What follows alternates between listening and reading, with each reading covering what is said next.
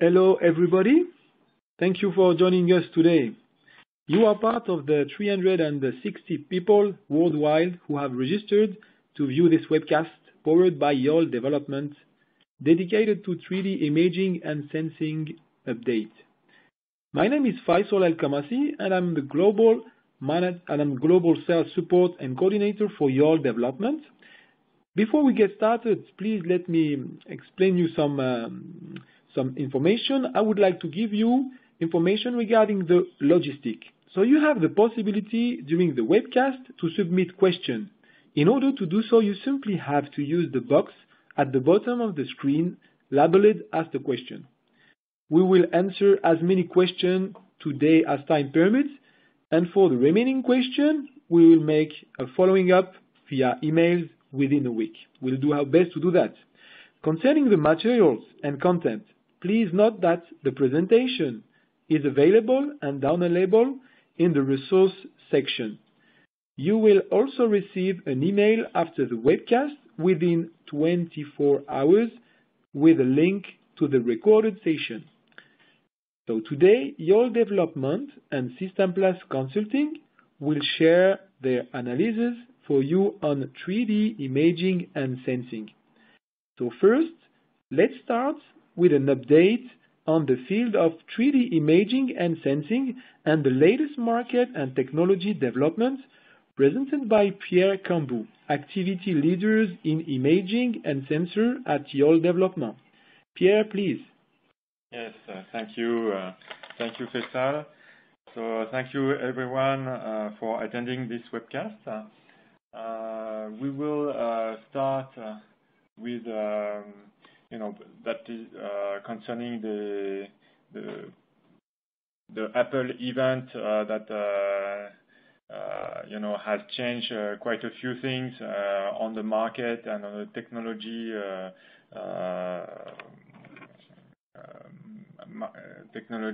situation. So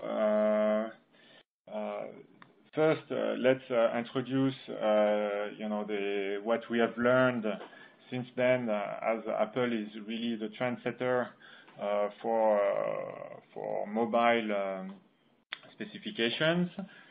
So first, we can see that on the front camera, the front side, a 3D structured light camera has been added, and on the rear, the dual setup has been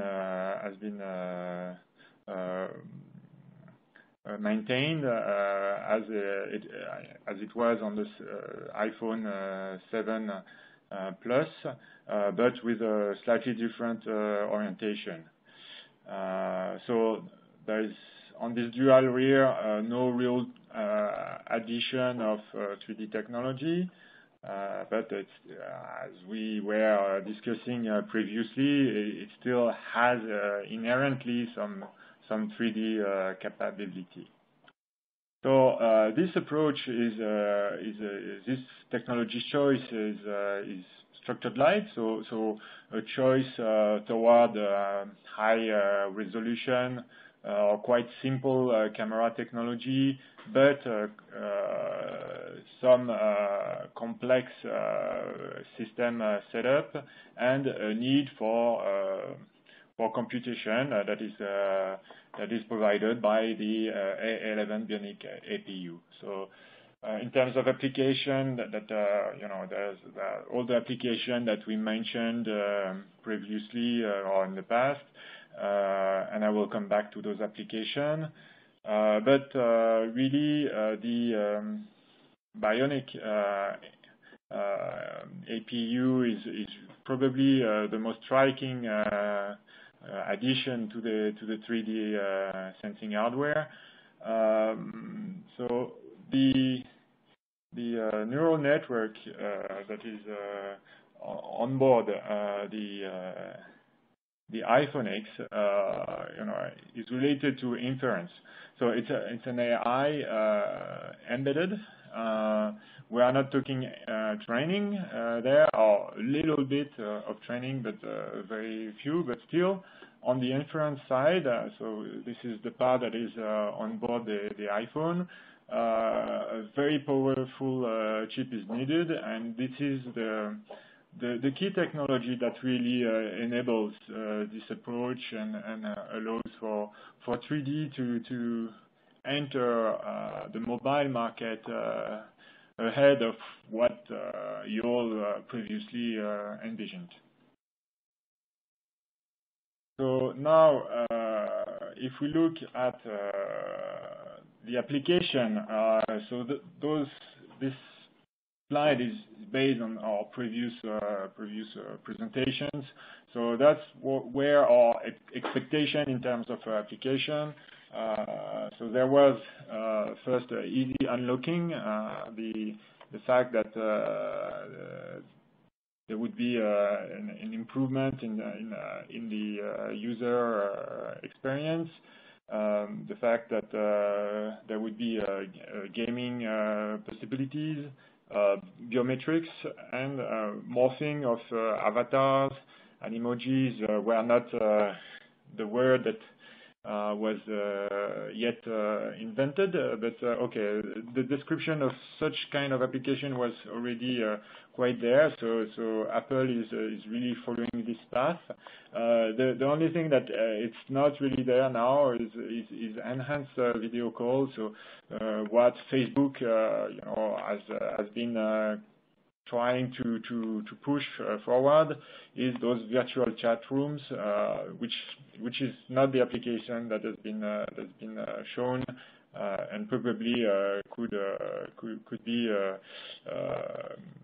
an application that is will be available only in future products. So now, if we look at we have some trouble with the slide.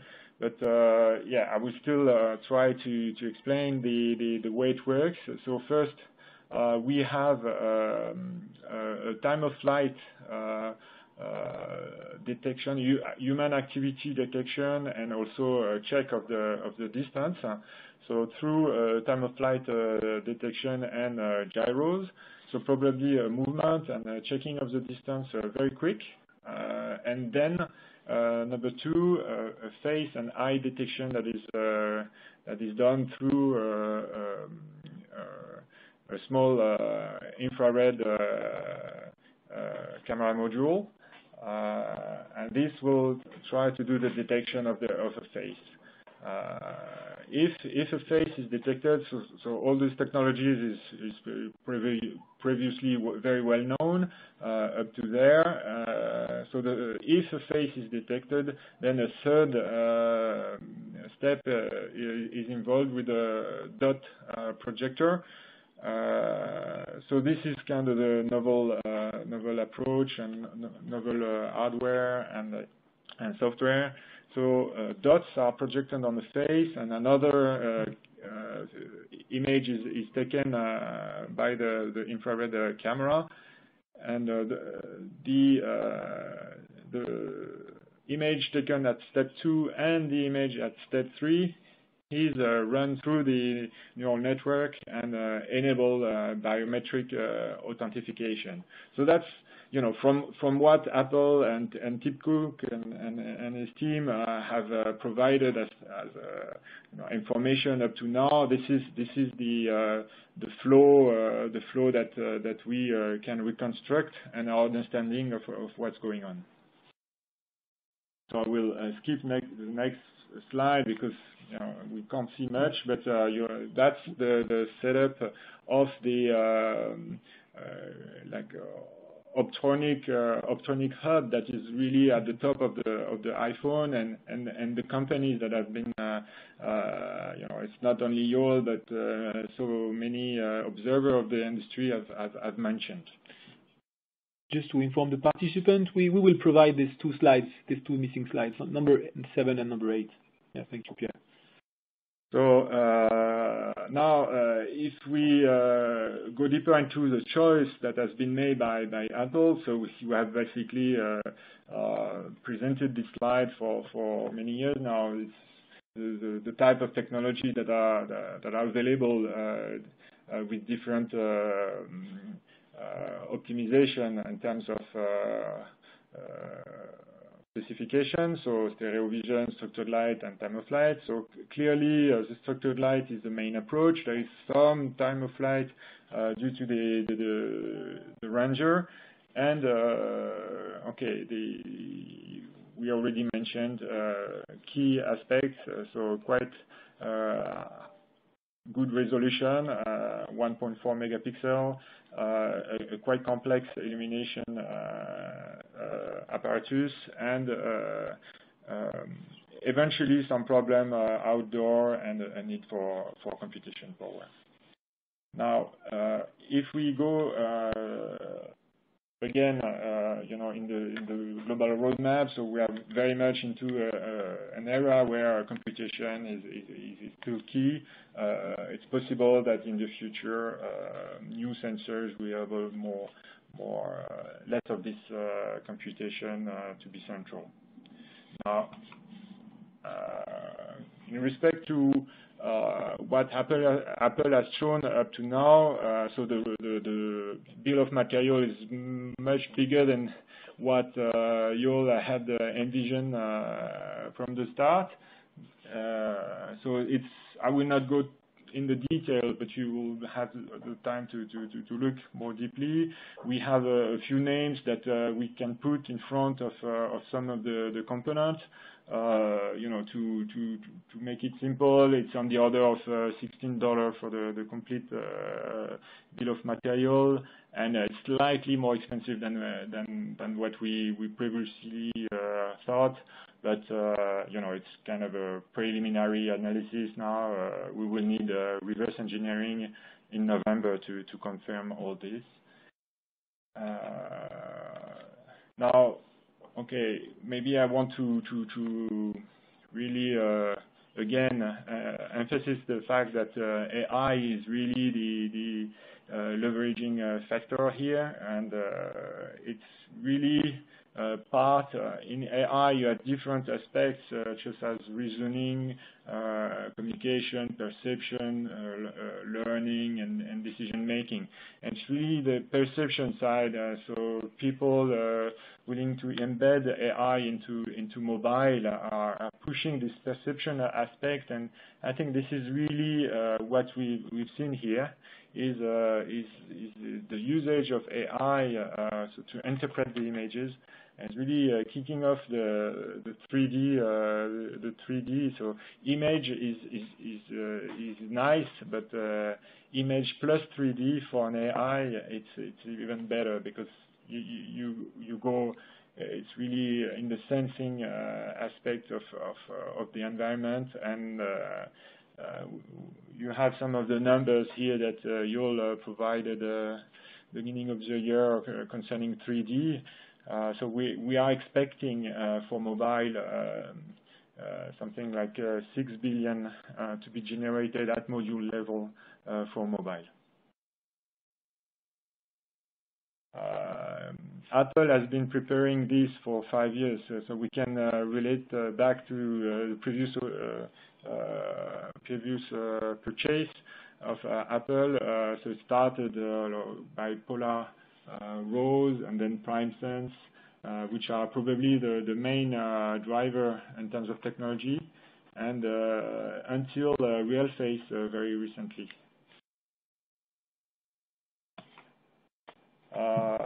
I will discuss a little bit more the supply chain for the different modules. So first, the infrared receiver is very important, because it seems ST is the one that is providing this chip. There are a few names that I put on the slide. Some I've mentioned Soitec to be the provider of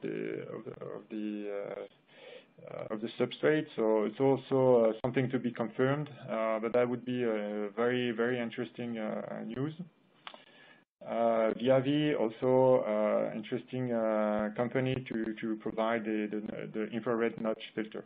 So up to now, everybody is the consensus is for 850 nanometer. Now, still to be confirmed. I have quite an empty slide here. Is the module concerning time of flight. that seems to be linked to the flood eliminator, obviously supplied by ST, and then we will need some better understanding of how it's built, if it's completely integrated with the camera, the infrared camera. So there is a lot more to be known there. Information that we kind of have now is about this dot illumination side, so on the other side of the phone. This is kind of a realistic supply chain that we think could be for this new component. So Heptagon could be the main supplier. The interesting fact, it seems that the dots are generated through DOE, so diffractive optical element. Apparently, high purity fused silica would be used there.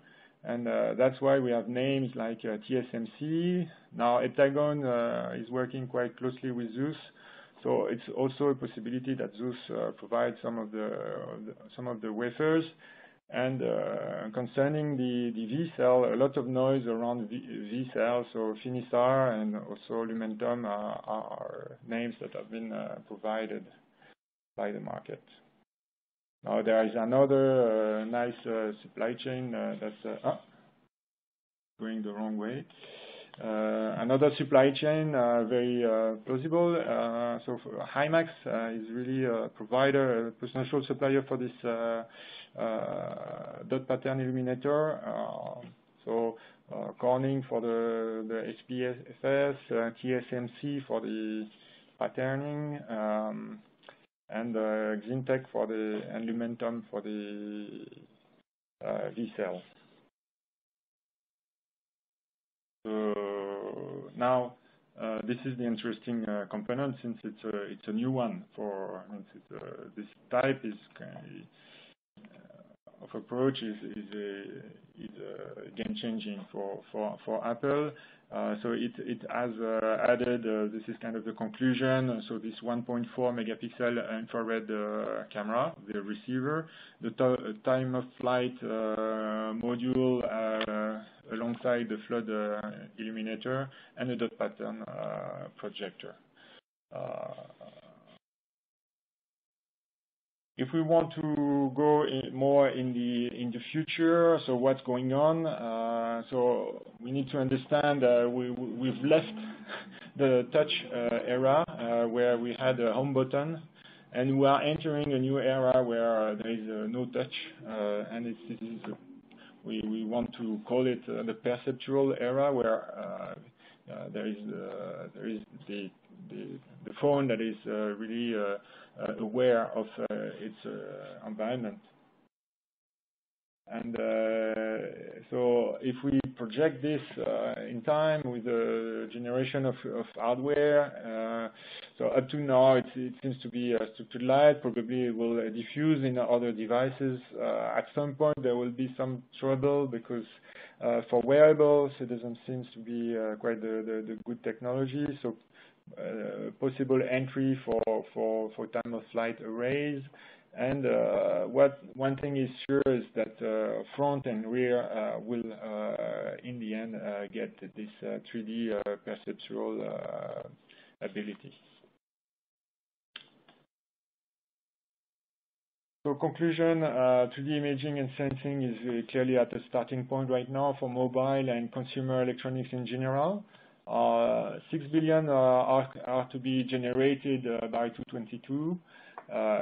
Just for the mobile space, and this implies renewed competition for the modules and all the technologies, and the emergence of new players for serving this new application and new technologies. The different approach will coexist because there are different applications. So each technology might be more or less linked to an application. Time will tell who will use which technology. So this is the end of my talk. Thank you for your listening, and Faisal. Thank you very much, Pierre, for this interesting presentation. Once again, do not hesitate to ask questions using the Q&A button for the Q&A session that we will do at the end of the webcast. But before that, we will continue with a presentation from Stéphane Elisabeth, Imaging, RF, and Advanced Packaging Cost Engineering at System Plus Consulting, with a presentation on 3D imaging and sensing technology review. So, Stéphane, please. Thank you, Faisal. So, hi everyone. Thank you for joining us today. I'm Stéphane Elisabeth, the cost engineer at System Plus Consulting. I'm in charge of RF, imaging, and advanced packaging, and I will talk about 3D imaging and sensing for consumer application, especially the reverse engineering and costing. So, to begin with, let's see the improvement over the past 3 iPhone generations from Apple. Back in 2015, single rear camera was still used by Apple inside the iPhone 6s, whereas some competitor like Huawei announced the first integration of dual rear camera. And last year, Apple followed the tendencies by integrating its first dual rear camera. Today, Apple put the first milestone for 3D imaging and sensing at the front by integrating the first facial recognition system with 6 sensors. Other solution was already on the market. We will see one was dedicated to computer as a peripheral device, and other integrated in smartphone at rear for augmented reality experience. So my presentation will be focused on these 2 applications before comparison with Apple's solution. So in the market of 3D imaging, we can find several actors. In 2015, OmniVision was the lead supplier on Intel solution. We have seen that in smartphone application, a partnership between PMD and Infineon lead to a system integration in consumer devices, in 2016 from Lenovo, and this year in the Asus Z Fold. And now with the latest Apple iPhone X, we have STMicroelectronics that has increased its market share in 3D imaging and sensing by providing the IR camera sensing. So for the 3D imaging and sensing, we have 2 main technologies that can be used to sense the environment. First, there is the time-of-flight technology allowing the true distance measurement, but with a very low complexity system, the depth sensing can be very, very accurate, but with a poor resolution, which gives very good performance in proximity sensing. And by using a structured light, a scene can be easily sensed with a very high resolution, and the accuracy can be modulated, but the system has a very high level of complexity, resulting in a very large modules compared to proximity sensor. Here we can see the STMicroelectronics time-of-flight proximity sensor and Intel Realsense 3D imaging devices. But the application can be also more complex for the 3D imaging devices, like augmented reality or security for the iPhone X. And the other part, we have seen the sensing, but here we have the imaging. And to sense the photon reflected from the subject of the scene, we have a diode matrix sensible to the incident photon that is used. And depending on the pixel technology, several competitors can share the market. For the basic photodiode-based pixel, System Plus Consulting has analyzed 3 time-of-flight image sensors from different suppliers and different application area. We have the Infineon time-of-flight, that is for the consumer application, the Melexis for automotive application, and the Texas Instruments for industrial application. And the last two has based their photodiode design by using the soft kinetic IP. And the other technology is SPAD, that only STMicroelectronics used. This technology is still used in the proximity sensor in the iPhone 8. We think that it could be also used for the imaging technology in the iPhone X. So my presentation will be focused on these two devices based on the structured light technology. First, the Intel Realsense using 2 camera and illumination component, and the second will be the Infineon PMD system using 3 camera and illumination components.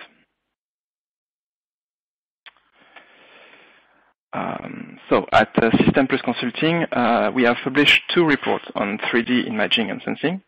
And to begin with, we will go through the Intel Realsense system, and after we will see Infineon PMD TriCam.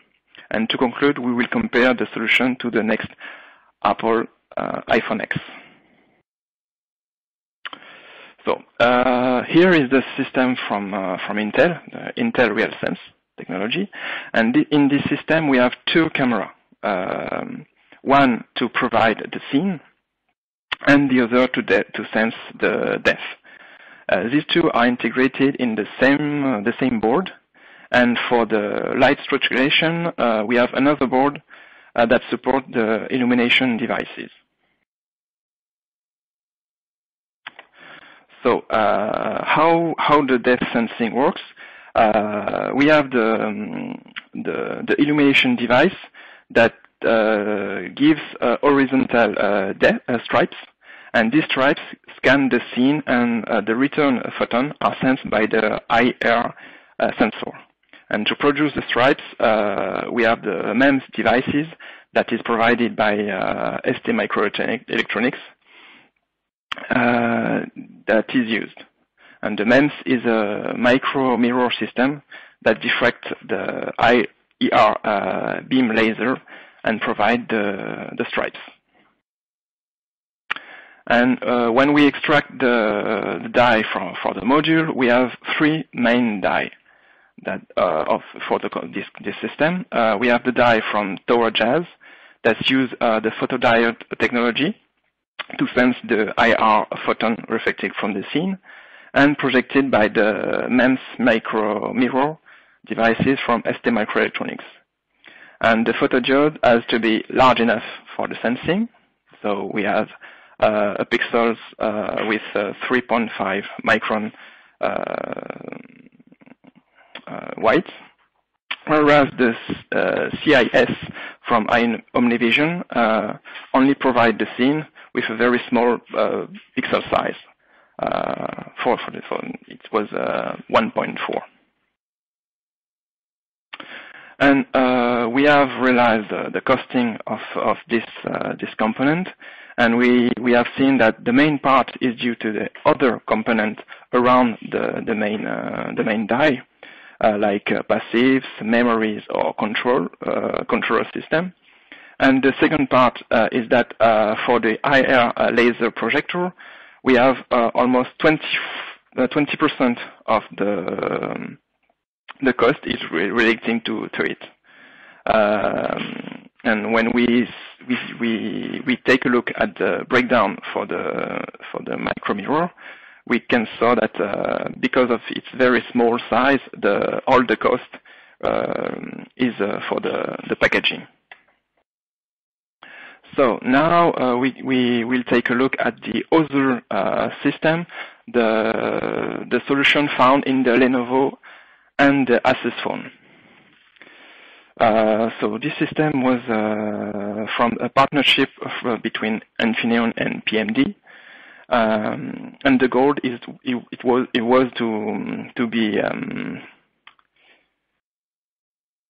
to be compatible with Google Tango project. And the system was integrated inside two consumer devices, the Fab 2 Pro from Lenovo and the Z Phone AR from Asus. The system calls TreeCam, based on 3 camera and illumination devices. Both integrations are the same on the two devices. Only the main camera has a different resolution, and the latest has 23 megapixels compared to the first with 16. So, as I said, the TreeCam system has 3 cameras, one providing a high-resolution imaging of the scene, provided by Samsung, one offering the motion tracking with a very high field of view, provided by OmniVision, and one providing the depth sensing with the help of the structured light devices. And all the system was developed by Infineon and PMD. The structured light devices was a vessel die coupled with a diffuser, giving a fluid illumination device.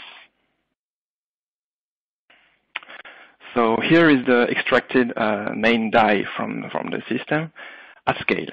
So we have from the global shutter CIS with VGA resolution from OmniVision, as I said, to the high resolution CIS with 16 megapixel and a pixel size of 1.12 micron from Samsung. And for this project, Infineon has developed its own photodiode array sensing device with a large pixel size, around 18, to have a good sensitivity, but with with a resolution around 40K pixels. And when we take a look at the cost breakdown, based on our analysis, we provide the breakdown of the system first from Infineon and PMD.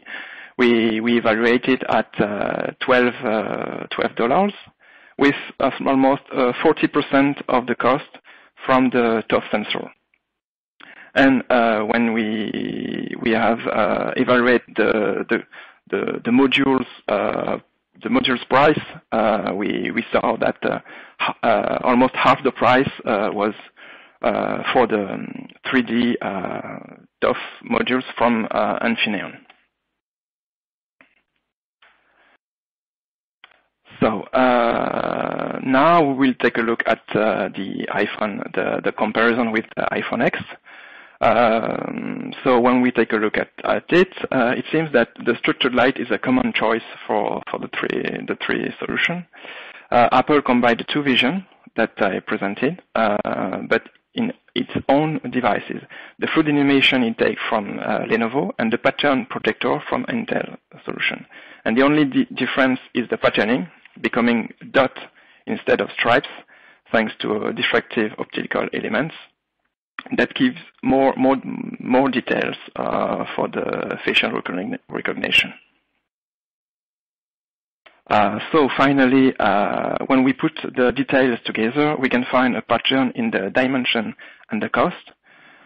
We think that the tendencies announced by Apple in its iPhone X for the next generation is that 3D imaging and sensing component will shrink again at the rear and or the front, but with a willing of cost reduction.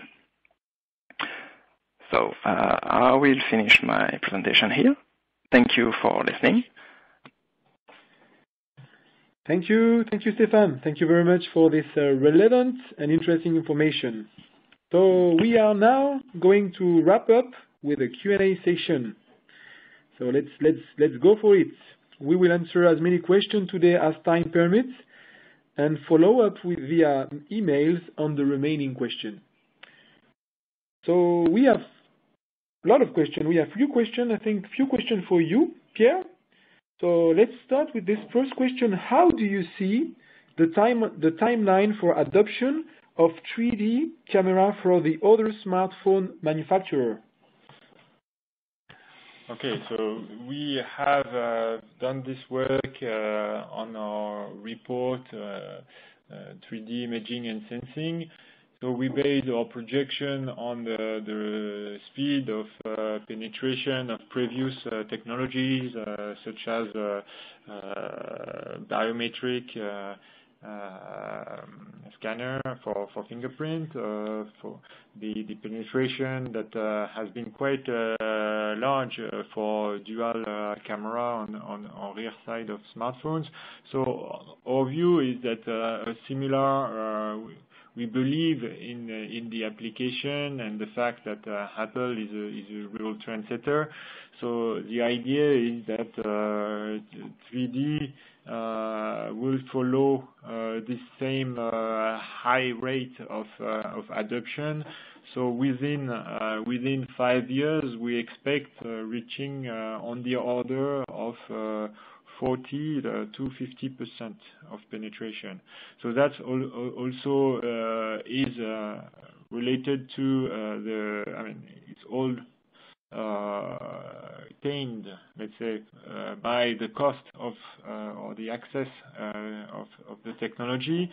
So when we say 6 billion, and if we take an average cost of an average price of $6, you can have a quick calculation, 1 billion device to be output in 2022, serving a 2 billion unit smartphone market. Okay, thanks, Pierre. Another question for you, Pierre. Do you think power usage for the always-on time-of-flight presence detection will impact the battery life significantly? So this time-of-flight is really, or this configuration of a small time-of-flight proximity and ranger in combination with the structured light is kind of the big news that we discover. Apparently, the detector, the time-of-flight detector, has an important role because probably first it's waking up. It's waking up probably the camera, and it's also checking that the distance is fine. There has been reports that sometimes the iPhone says, okay, you are too close, so that's also one of the limitations of 3D structured light cameras. Sometimes, when you are too close, you cannot do the image. But it's also in combination with a gyro. So the idea that it's an always on, I don't think it's always on. It powers on every time it does is a movement. I think it's if you are moving around, yes, probably it's often that the time of flight does a few flash. That's for sure. But it's very, very low power. That's the SPAD approach from ST, very low power. So it has probably an impact, and probably it will, in the power balance of the iPhone, it probably has an impact, and it's probably part of the choice of the SPAD from ST is this low power capability. So yeah, hopefully ST will communicate on that. That would be an interesting thing to deeply understand, for sure. Okay. We have here one participant and is asking about laser ranging. So is asking, what do you think is the reason for not including the laser ranging for the dual camera? So on the rear, the dual camera is on the rear, and so in our point of view, I mean, there was many reports that 3D would be used on both sides, and from our point of view, maybe structured light was more something that would be seen on the rear. So, but also, yeah, it's in competition with laser rangers. So we've seen in many competitors of Apple, the addition of the ranger on the back. But the ranger is really there to enhance the photography experience. So it's something else. It's not really related to 3D sensing. A ranger. So it's the choice that has the Apple has made. I mean, Apple invested money into double OIS. So this is, I think, the key technology in terms of imaging on the rear, and probably it's more a question of cost. It's a cost reason, in my point of view, rather than that they were not interested on bringing this ranger on the rear. So probably it would improve the performance for sure. But okay, Apple decided not to. Okay, thank you, Pierre. Stéphane, we might have one question for you. Will 3-camera module still be the solution of choice for the original equipment manufacturer for rear sensing? Yeah, that's a good question. Now we know that the Google Tango project will not still follow. So this technology sure has bring a new vision inside the augmented reality approach for the consumer.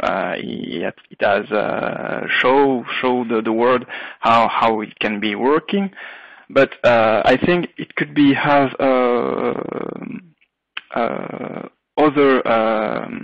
other way to sense the scene, as we have seen how Apple managed to integrate in a very short space such sensor. So I think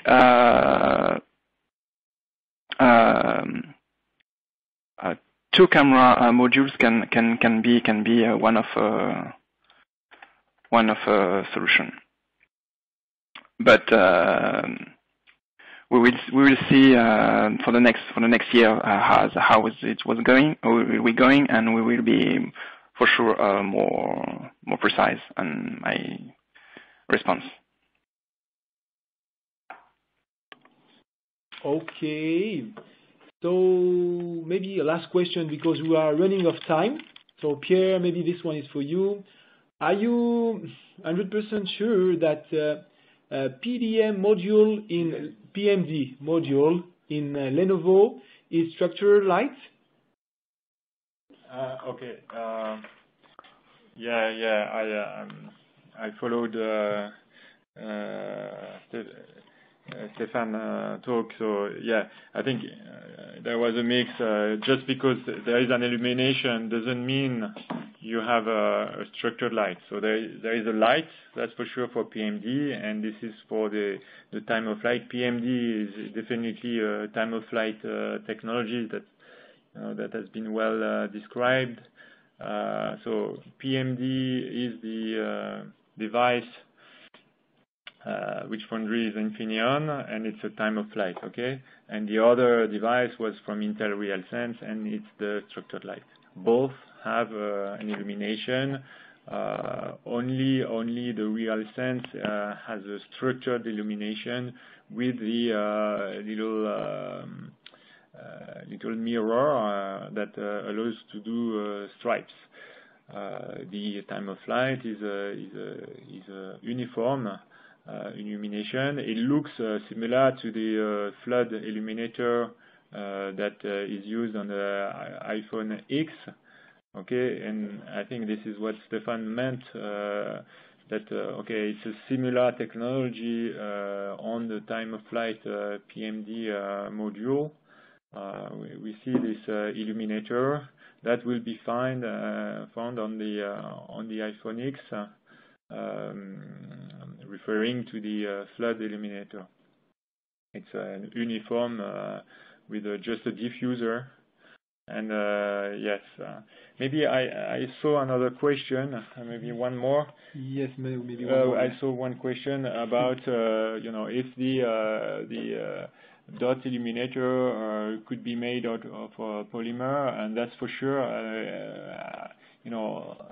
As we were monitoring those technology, we were kind of 100% sure that if ever this technology would enter, it would be like nano patterning on polymer.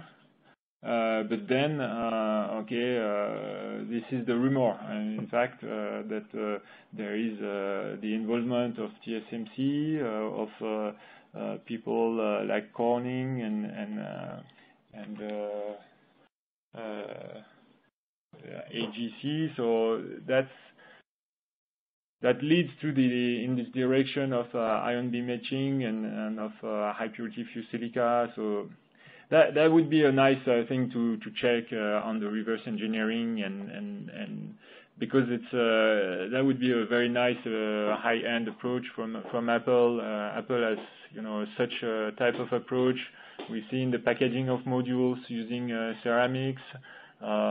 This usage of SPAD, it's always kind of a high end approach. Try to put competition, at arm. So I would like to check on the reverse, and it will take one more month to check for that. Okay, thank you very much, Pierre. Okay, so maybe we have one question asking about when the teardown of the iPhone X 3D module will be available at System Plus. So, Stefan, do you see the answer? Yeah, it's not a problem. The whole report will be I think released in 2 or 3 weeks after the release. But when the iPhone will release on 3rd November, it will be our first prioritize, and so it will be released short as possible. Okay, we look forward for that. Thank you, Stefan. Okay, we have run of time, so the webcast is ending. So within the next 24 hours, you will receive an email that will include the recorded session. We will also add we will send you the presentation. Please feel free to share this presentation with who will benefit from the information that has been presented, and find all our analyses and report on our website, i-Micronews.com. So thank you, all of you, for joining us today. It was a pleasure. Do not hesitate to contact us if you have any additional questions. You can find appropriate contacts on the last slide of the presentation you have received.